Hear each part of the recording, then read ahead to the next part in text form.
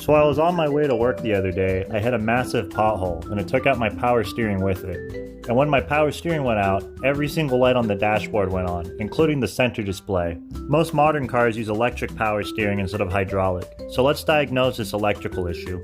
We can start off at the fuse box to check for any blown fuses. Right away I found this 80 amp fusible link that's blown. It connects to the end of the power steering harness.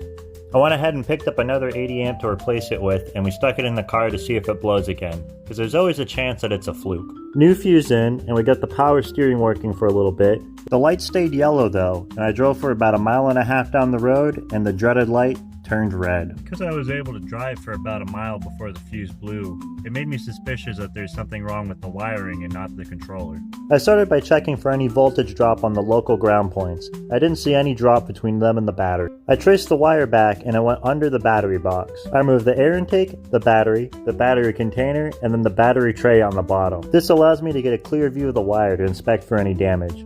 It looks like the wire runs along this conduit to the back firewall and then down to the power steering rack.